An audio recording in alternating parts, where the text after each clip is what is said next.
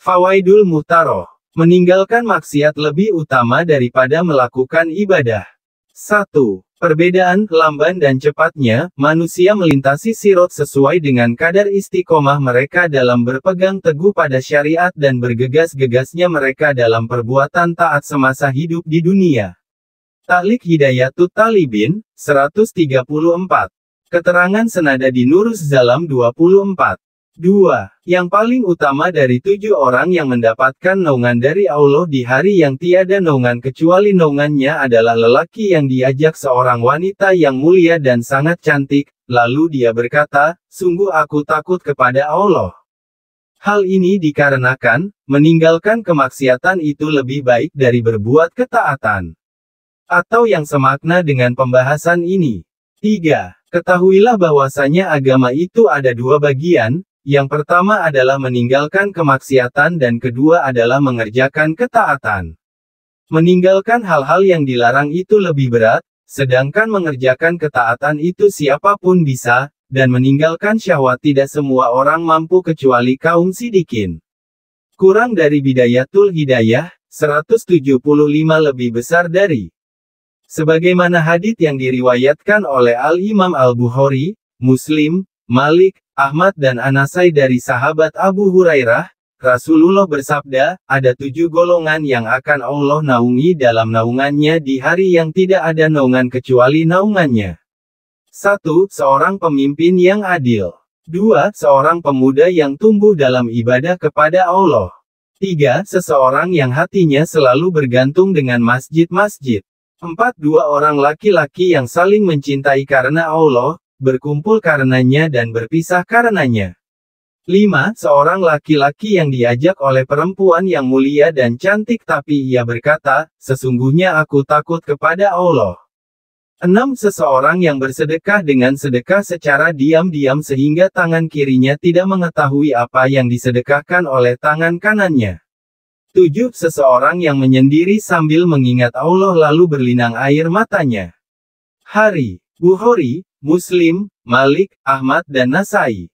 4. Seandainya manusia menginfakkan semua hartanya di jalan Allah, sedangkan dia meninggalkan sholat Jumat, maka apa yang didapatkannya itu lebih sedikit dari apa yang telah terlewatkannya, dan yang samisal itu adalah orang yang berhaji tapi dia memandang kepada perempuan yang dilarang untuk dilihatnya.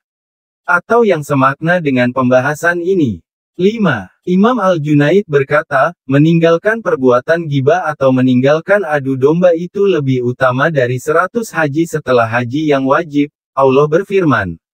15. Dan kamu menganggapnya suatu yang ringan saja. Padahal dia pada sisi Allah adalah besar. Qs. An-Nur, 15. Atau yang semakna dengan pembahasan ini. 6. Mereka bercerita bahwasanya Habib Abdul Qadir Al-Habsyi mempunyai mujahadah-mujahadah yang agung dan mempunyai 40 amalan yang panjang, dan beliau tidaklah minum air selama 20 tahun.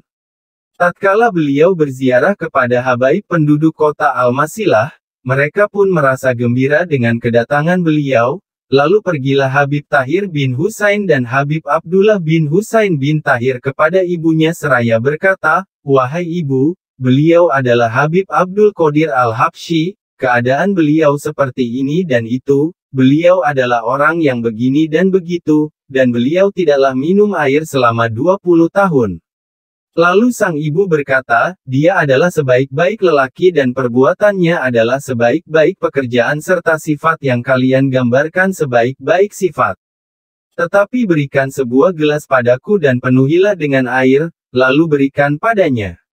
Sang ibu melanjutkan, "Pergilah kalian dengan membawanya dan katakan kepadanya bahwa ibu kami kirim salam kepadamu dan mengatakan kepadamu, minumlah air ini sebagaimana kakekmu Muhammad meminumnya. Tidak ada perbedaan pada kemuliaan seseorang kecuali saat meninggalkan larangan. Apakah waktu 20 tahun telah kamu lalui tanpa melakukan sebuah larangan atau tanpa ada keinginan untuk melakukan larangan itu? Kalau hanya ibadah, maka seorang yang tua pun bisa melakukannya." Lalu anak-anaknya berkata, "Bagaimana mungkin kami berani lancang terhadap Habib Abdul Qadir? Ibunya berkata kepada mereka, berangkatlah kepadanya jika kalian menginginkan kebaikan dan keberkahan. Kemudian mereka berangkat dan menyampaikan apa yang diucapkan oleh ibu mereka. Lalu Habib Abdul Qadir berkata, ibumu benarlah sungguh seorang pendidik yang baik dan perkataan yang ia sampaikan sungguh sebuah perkataan yang baik. Bawa ke sini airnya. Lalu mereka memberikan gelas tersebut dan beliau meminumnya. Kurang dari Kunuzus Sa'adah, 104 lebih besar dari pengawasan Allah. 1. Termasuk dari ucapan Habib Hasan bin Soleh Al-Bahar, zikir itu terdiri dari tingkatan-tingkatan yang berbeda, semuanya itu mencakup kebaikan-kebaikan, meningkatkan derajat orang yang mengamalkannya dan memberikan kabar gembira bagi yang mengamalkannya dengan kebahagiaan-kebahagiaan yang akan didapatkannya. Dan termasuk zikir yang dianjurkan oleh para ulama untuk mendapatkan fat, adalah zikir al-mayyah, al-hudur dan al-qurb, yaitu dengan membaca Allah bersamaku, Allah menyaksikanku, Allah melihatku, Allah dekat denganku. Kurang dari Nujamus Zahnah, 78 keterangan senada dikurang dari Fuyutlatul Bahri Al-Mali'i, 57 lebih besar dari 2. Imam Sa'al bercerita, ketika aku berumur 3 tahun, aku bangun malam dan melihat pamanku yang bernama Muhammad bin Siwar sedang bangun malam dan mengerjakan sholat. Lalu beliau pernah berkata kepadaku, wahai Sa'al, pergilah tidur, engkau telah menyibukkan hatiku. Pada suatu hari, paman berkata kepadaku, tidakkah kamu mau mengingat Allah, zat yang menciptakanmu? Lalu aku bertanya, bagaimanakah caranya aku mengingat Allah? Lalu beliau berkata, ucapkanlah di hatimu ketika kamu sedang bergerak-gerak di dalam bajumu ketika akan tidur 3 kali tanpa menggerakkan lisanmu. Allah Ma'i, Allah Naziri, Allah Syahidi. Lalu aku pun mengucapkan zikir itu selama 3 malam, kemudian aku laporkan pada pamanku. Lalu beliau berkata, ucapkanlah zikir itu setiap malam 7 kali. Aku pun melaksanakan apa yang beliau katakan dan aku laporkan padanya. Lalu beliau berkata, ucapkanlah zikir itu 11 kali tiap malam. Hatiku pun merasakan manisnya zikir itu. Setahun kemudian, beliau berkata kepadaku, jagalah apa yang telah aku ajarkan padamu, dan amalkanlah selalu sampai kamu masuk ke liang kubur karena hal itu akan memberikanmu manfaat di dunia dan di akhirat. Aku pun selalu dalam keadaan seperti itu bertahun-tahun dan aku dapatkan kelezatan dalam hatiku. Syar al-Ainiyah, 78 lebih besar dari 3. Amirul Mukminin Umar radhiyallahu anhu di masa pemerintahannya beliau sedang berjalan-jalan di malam hari untuk memeriksa keadaan rakyatnya. Tiba-tiba beliau mendengar seorang gadis sedang berkata kepada ibunya yang sedang mencampur susu dengan air. Wahai ibu, apakah Anda akan menipu kaum muslimin dan akan melanggar sumpah Anda serta berbohong pada Amirul Mukminin? Bukankah Amirul Mukminin sudah melarang Anda untuk berbuat seperti ini?